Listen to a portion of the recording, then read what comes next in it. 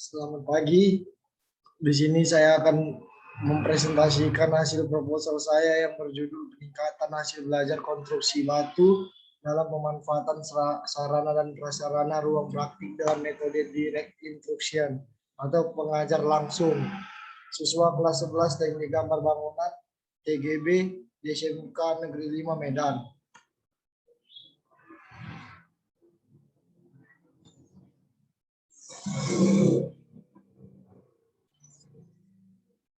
Ini adalah latar belakang, ada pelajaran konstruksi kayu SMK kelas 11 semester 1. Menurut kurikulum 2013 adalah materi identifikasi peralatan tangan mekanik atau listrik konstruksi bangunan gedung dan bangunan air. Pada materi identifikasi peralatan tangan mekanik atau listrik konstruksi gedung dan bangunan air, siswa dituntut mampu mengidentifikasi peralatan tangan mekanik atau listrik konstruksi bangunan gedung dan bangunan air, serta cara penggunaannya. Dengan demikian, diperlukan metode penyampaian materi yang tepat, yang dapat memberdayakan siswa baik dari segi akademik maupun kecakapan sosial, dapat memecahkan masalah dengan sifat terbuka dan suatu pembelajaran yang lebih tepat dan menarik. Pemanfaatan sarana dan prasarana sebagai pendukung kegiatan pembelajaran sehingga tujuan pendidikan dengan kurikulum 2013 dapat tercapai. Di sini ada rumusan masalah. Yang pertama itu, apakah penerapan metode pembelajaran direct instruction dapat meningkatkan kreativitas siswa pada saat proses pembelajaran konstruksi kayu kelas 11 SMK Negeri 5 Medan. Yang kedua, adakah peningkatan hasil belajar siswa dengan menggunakan metode pembelajaran direct instruction pada mata pelajaran konstruksi kayu siswa kelas 11 SMK Negeri 5 Medan. Yang ketiga itu, bagaimanakah tingkat kelayakan sarana dan prasarana ruang praktik konstruksi kayu beton di SMK 5 Negeri Medan.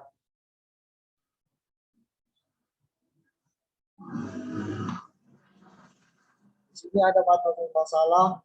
Yang pertama, kreativitas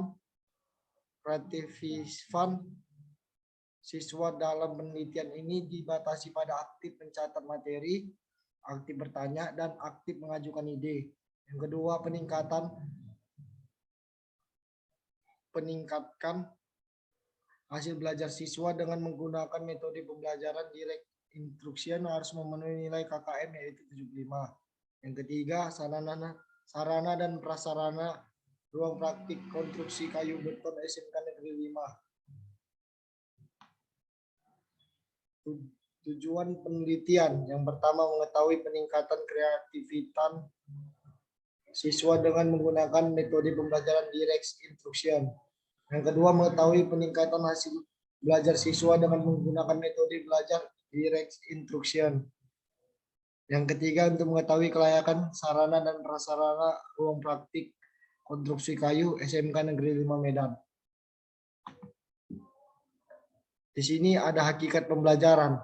Pembelajaran dilakukan secara sadar dan sengaja. Oleh karena itu, pembelajaran pasti mempunyai tujuan. Pembelajaran diartikan sebagai usaha untuk mengorganisasikan lingkungan dalam hubungannya dengan siswa dan bahan pengajar yang menimbulkan proses belajar.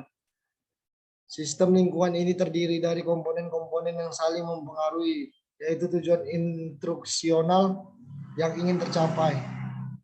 Materi yang diajarkan, guru dan siswa yang harus memainkan peranan serta ada hubungan sosial tertentu, jenis kegiatan yang dilakukan serta sarana prasarana belajar dan mengajar yang tersedia. Usman 2006. Aktifan siswa dalam bertanya. Dalam kegiatan proses pembelajaran sangat dituntut keaktifan siswa, di mana siswa adalah subjek yang banyak melakukan kegiatan, sedangkan guru lebih banyak membimbing dan mengarahkan. Menurut Raka Joni 1992 19-20 menjelaskan bahwa keaktifan siswa dalam kegiatan pembelajaran dapat dilaksanakan manakala satu, pembelajaran yang dilakukan lebih berpusat pada siswa. Yang kedua itu, guru berperan sebagai pembimbing supaya terjadi pengalaman dalam belajar. Yang ketiga, tujuan kegiatan pembelajaran mencapai kemampuan minimal siswa atau kompetensi dasar. Yang keempat, pengelola kegiatan pembelajaran lebih menekankan pada kreativitas siswa, meningkatkan kemampuan minimalnya dan mencapai siswa yang kreatif serta mampu menguasai konsep-konsep dan melakukan. Dan yang kelima itu melakukan pengukuran secara kontinu dalam berbagai aspek pengetahuan, sikap dan keterampilan. Di sini ada hasil belajar. Hasil belajar merupakan perilaku yang diperoleh pembelajar setelah mengalami aktivitas belajar. Perolehan aspek-aspek perubahan perilaku tersebut tergantung pada yang dipelajari oleh pembelajar. Jika pembelajar mempelajari pengetahuan tentang konsep, maka perubahan perilaku yang diperoleh ada berupa penguasaan konsep. Untuk memberi informasi mengenai tingkatan penguasaan pembelajaran yang diberikan selama proses belajar mengajar berlangsung, digunakan alat ukur berupa tes dalam suatu proses evaluasi. Salah satunya tes yang dapat melihat pencapaian hasil belajar siswa adalah dengan melakukan tes prestasi belajar. Tes prestasi belajar yang dilaksanakan oleh siswa memiliki peranan penting, baik bagi guru ataupun bagi siswa yang bersangkutan. Di sini mata pelajaran konstruksi kayu. Mata pelajaran konstruksi kayu merupakan salah satu mata pelajaran produktif pada program keahlian teknik gambar bangunan dalam struktur kurikulum 2013 di SMK Negeri 5 Medan. Lebih khusus lagi, mata pelajaran konstruksi kayu ini adalah mata diklat utama yang memberikan pengetahuan dan kemampuan siswa dalam menerapkannya. Yang pertama, keselamatan dan kesehatan kerja serta lingkungan. Yang kedua, menggunakan peralatan tangan mekanik atau listrik konstruksi bangunan gedung dan air. Yang ketiga, mengelola material, tenaga kerja, peralatan dan waktu. Yang keempat, memeriksa bahan konstruksi kayu dan batu cetak sesuai SNI. Yang kelima, pengukuran dan penentuan titik duga bangunan gedung dan bangunan air. Yang keenam itu ada pemasangan bow plank atau pada pekerjaan bangunan. Yang ketujuh, penggunaan kebutuhan bahan dan pasangan konstruksi kayu. Yang ke-8 itu ada pemasangan fondasi batu kali atau batu gunung dan batu bata, pemasangan berbagai batu bata. Yang ke-9, pemeriksaan kualitas hasil pekerjaan pemasangan batu. Yang ke-10 itu ada perawatan dan perbaikan pemasangan batu. Di sini ada ruang praktik kayu. Ruang praktik adalah tempat belajar mengajar melalui metode praktik yang dapat menghasilkan pengalaman belajar di mana siswa berinteraksi dengan berbagai alat dan bahan untuk mengobservasi gejala-gejala yang dapat diamati secara langsung dan membuktikan sendiri sesuatu yang dipelajari. Dalam Peraturan Pemerintah Republik Indonesia Nomor 5 Tahun 1980 tentang pokok-pokok organisasi universitas atau institut negeri pengertian ruang praktikum dijelaskan pada pasal 27 dan 28 UUD tahun 1987 ayat 7.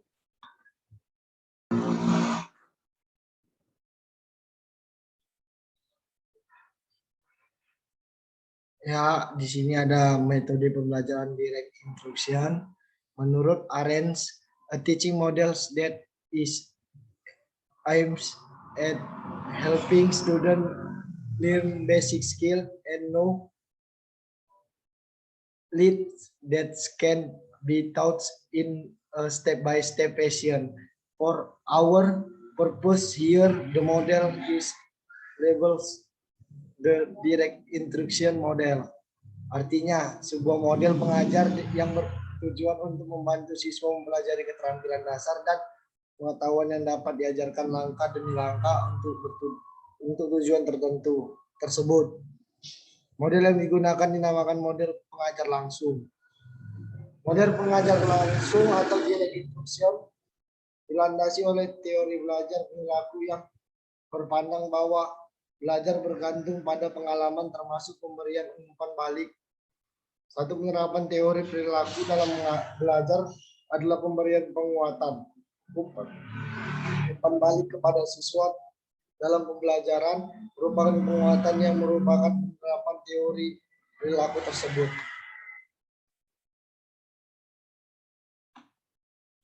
Di sini ada kerangka berpikir. Apabila dikaji lebih lanjut berdasarkan tinjauan teori yang ada, aktivitas belajar dan belajar merupakan dua hal yang saling mempengaruhi. Aktivitas belajar sangat berperan dalam belajar dan pembelajarannya, yaitu dapat menentukan penguatan belajar, memperjelas tujuan pembelajaran, serta menentukan ketekunan belajar. Dalam hal ini, aktivitas siswa dalam proses pembelajaran dapat merangsang siswa untuk mempelajari pokok bahasa, jenis peralatan tangan mekanik atau listrik, fungsi, spesifikasi peralatan, teknik menggunakan peralatan dengan menggunakan metode pembelajaran direct instruction melalui pendekatan scientific. Di sini ada rumusan hipotesis. Berdasarkan permasalahan dan teori yang dikumpulkan, maka hipotesis yang penelitian ajukan adalah: 1. Ada peningkatan kreativitas siswa dengan menggunakan metode. Yang kedua, pembelajaran direct instruction. Yang ketiga, ada peningkatan hasil belajar dengan menggunakan metode. Yang keempat, pembelajaran direct instruction. Yang kelima, semakin lengkap sarana dan prasarana ruang praktik konstruksi kayu beton menurut Permendiknas nomor 40 tahun 2008, maka semakin tinggi tingkat kelayakan sarana dan prasarana ruang praktik konstruksi kayu beton. Di sini ada subjek penelitian. Subjek dalam penelitian ini adalah siswa kelas 11 TGB yang berjumlah 25 orang di SMK Negeri 5 Medan. Pengambilan kelas 11 TGB sebagai subjek dalam penelitian ini berdasarkan hasil observasi dan kesepakatan dengan guru kelas yang telah dirundingkan terlebih dahulu sebelum melakukan penelitian di kelas tersebut. Di sini ada desain penelitiannya. Penelitian ini menggunakan penelitian tindakan kelas atau PTK yang dilakukan secara kolaboratif dengan guru-guru kelas 11 TGB SMK Negeri 5. Artinya dilakukan kerjasama dengan guru kelas 11 TGB SMK Negeri 5. Penelitian tindakan kelas atau classroom action research, yaitu penelitian yang dilakukan oleh guru kekelas atau di sekolah tempat dia mengajar dengan penekanan pada penyempurnaan atau peningkatan proses dan praksis pembelajaran. Di sini ada prosedur penelitian tindakan kelas yang akan dilaksanakan sebagai berikut. Yang pertama ada perencanaan atau planning, yang kedua pelaksanaan tindakan kelas atau action, yang ketiga pengamatan atau observation, yang keempat itu ada refleksi atau reflection. Dapat kita lihat ada gambar di sini ya teman-teman.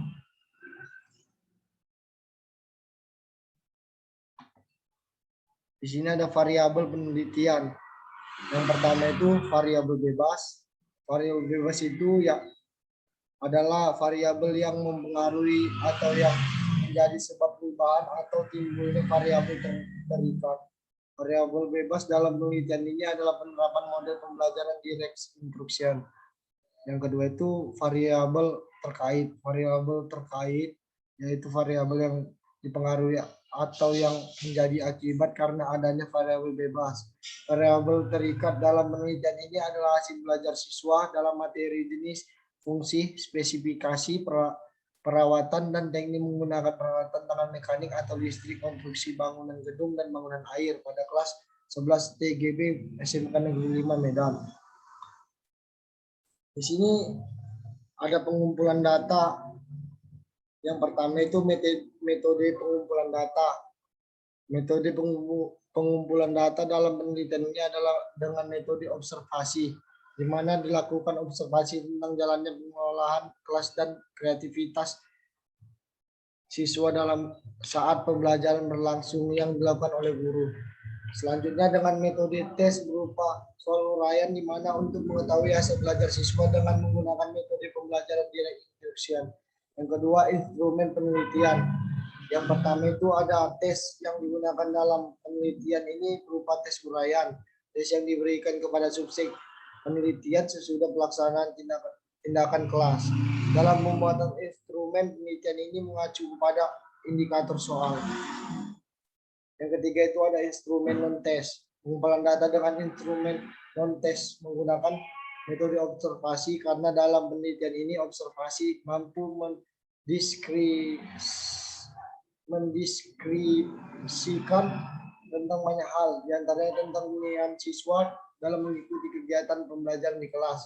Indikator yang digunakan dalam penilaian siswa ini adalah yang pertama itu proses direct instruction, yang kedua keaktifan siswa, yang ketiga perhatian siswa, keempat kedisiplinan siswa, yang kelima itu penugasan, yang keenam itu tolak ukur keberhasilan pembelajaran, yang ketujuh observasi sarana prasarana ruang praktik, yang ke-8 wawancara sarana prasarana ruang praktik.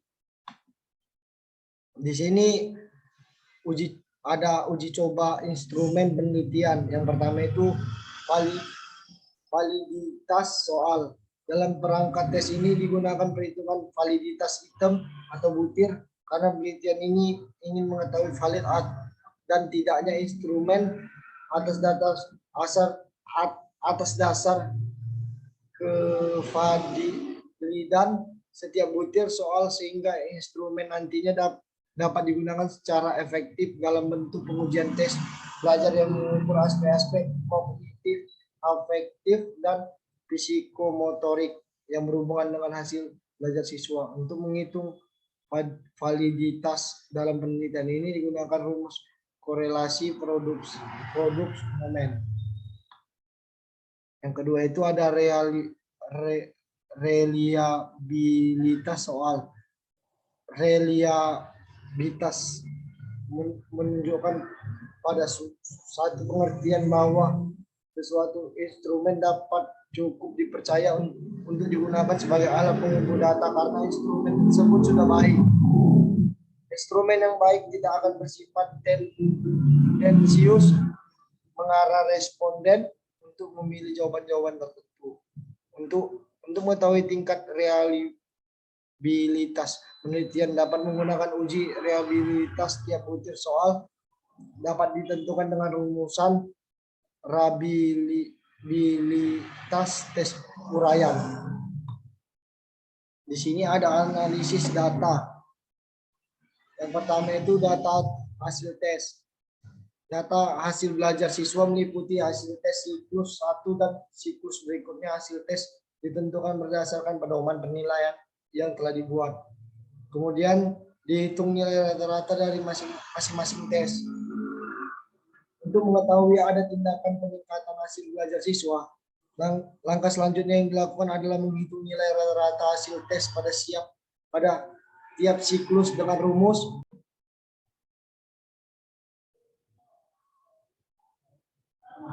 di sini ada indikator keberhasilan. Penelitian ini dikatakan berhasil apabila memenuhi indikator keberhasilan sebagai berikut. Nilai rata-rata kelas dalam pembelajaran dengan metode pembelajaran direct instruction lebih besar dari 75 dari tes. Yang pertama presentasi keaktifan siswa dalam pembelajaran direct instruction 75% atau siswa aktif dalam kegiatan belajar mengajar dari lembar observasi. Yang kedua itu apabila 75% dari jumlah siswa berkategori tuntas belajar atau sudah mencapai KKM dari hasil tes. Yang ketiga apabila 51% sampai 75% dari luas ruang praktik, prakbon, media pendidikan, peralatan, kualitas atau spesifikasi perangkat utama atau sudah mencapai standar ruang praktik dari hasil observasi dan wawancara. Ya, sekian dan terima kasih.